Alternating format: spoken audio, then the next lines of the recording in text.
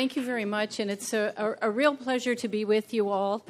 I was a little bit challenged to know, forgive me if I've assumed that you know more than I'm pitching at here, but I'm moving through just to talk to you a little bit about the UN Refugee Agency, what it is we do, and what it is we do with all of you, or hopefully many of you, to meet the needs of the over 65 million people in the world today that are forcibly displaced from their home.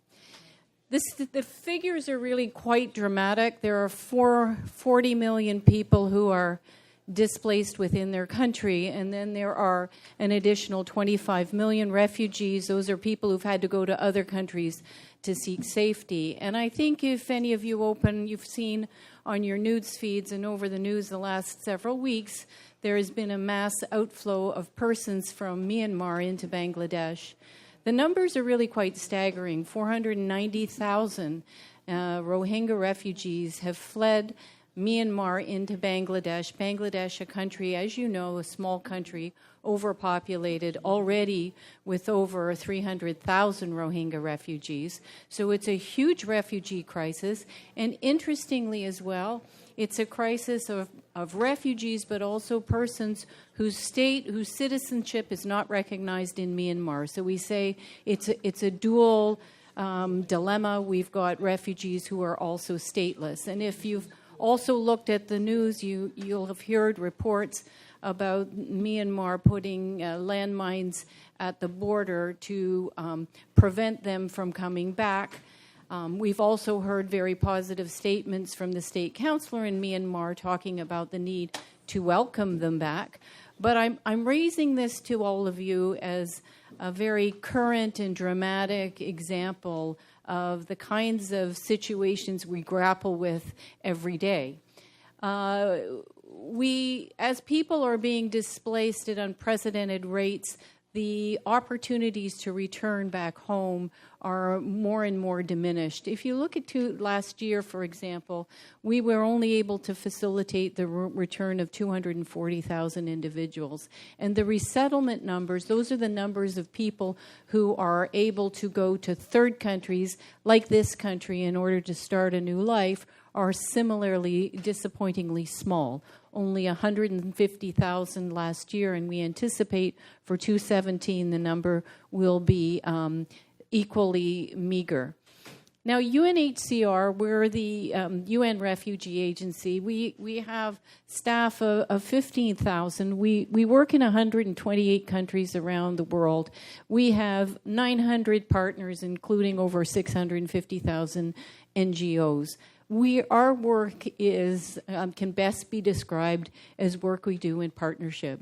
We couldn't do a thing without the partnership of the non-governmental agencies that often carry out work on our behalf, with the civil society partners, and more the role of the private sector is coming to the fore as an important agent of delivery, change, and innovation and new ideas for us. So partnership is what we're all about. We really attend to the needs of refugees from the moment they're displaced until durable solutions are found in the areas of registering who they are, where are their displacement, where are they from, what kind of particular needs do they have. We have a rich data source that's disaggregated by age and status.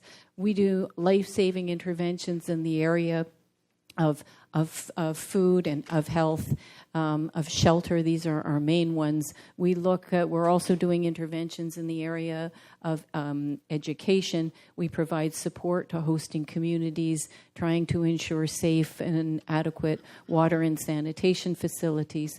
And of course, we also work on solutions. Now, the problems are enormous, and yet the resources to manage and to meet needs are always less than what we need. So we're generally able to do 50% of what we would like to do or what we need to do just to meet the minimal standards that would ensure life and safety and dignity. So what that means is that half our refugee population are not in school. Many die of preventative health care. health conditions. Shelter is often abysmal, even though we do well in the areas that we are able to afford. So it's a good news, bad news story. We're able to do a whole lot that saves lives and helps provide important futures for people, but there's also many who we're not able to reach, or we can't reach adequately enough, which is, again, why we're so concerned about the partnership, that we do this together with many of you represented here. You all are very familiar with the Sustainable Development Goals, but I'll tell you what's an interesting thing about the SDGs that wasn't true about their predecessors is this time in the SDGs, in the Agenda 2030, there's a specific reference to leaving no one behind. And that's important for us because refugees are often excluded from national development programs. And this gives us an opportunity to work with governments and to work with national partners to ensure that when we try to elevate and reach the SDGs in our work with national communities, the refugees are included in those interventions. So there's many areas that we work that also are in furtherance of the SDGs, in ending hunger, the provision of food or cash for food, and providing clean water sources, sustainable management of water and sanitation. It's very much a part of our programming, making human settlements inclusive, trying to work to integrate refugees in the communities in which they live and provide support to those communities, clearly ending poverty, including on providing inclusive economic growth. There are so many situations around the world where we have extremely talented refugees with great skill sets or potential who are unable, because of the legislative or the policy framework in the country they're in, to be able to work or even to provide for themselves and their family in a self-sustaining way. We're doing a lot with our partners on health, on education, and importantly, and legal identity is huge. I think many of you know that in most countries of the world, civil registries either are non-existent or poorly equipped. And this becomes a real problem, especially for persons who are displaced, if they can't register their births, if they can't register their marriages. This means it could lead to statelessness because they have no way of documenting proof of who they are and where they've come from. So we work very hard on that. Now, last year, there was what we call the New York Declaration was adopted by 193 member states in the General Assembly. And it was an important document. It was really in response to the movements into Europe, and there was a feeling like, oh my goodness, now we really need to move and try to do something in a concerted way to manage large movements of people. So it looks at movements of migrants, but it also looks at refugees.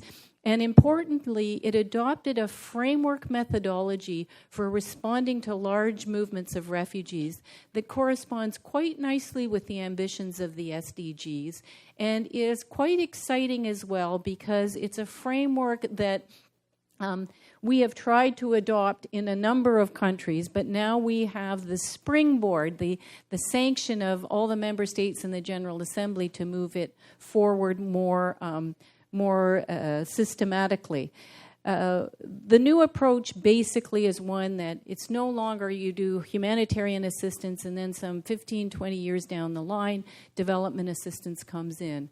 What this approach is to say is that at the start of an emergency, we link up the humanitarian and development strategies together, but importantly, it's not just the government and the UN or the government and the UN and the NGOs. It's also a comprehensive framework that includes the civil society and the private sector more predictably in how we respond to large movements and protracted movements of refugees, 2/3 of which are in the developing world, and the average length of displacement is 19 years. We have situations, you look at Somalia, for example, we have 30 years of displacement, children who have grown up in displaced communities or in camps.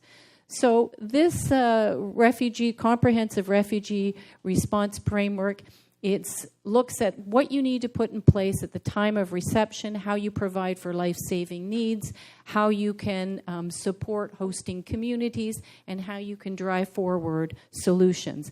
What's good about it is those elements often are approached in a response to a refugee crisis in a piecemeal and progressive manner. This approach says, no, we're going to plan from the beginning for all these things. And we're launching it right now in 11 countries, many of them in the Horn of Africa, but we're also launching it in Latin and Central America.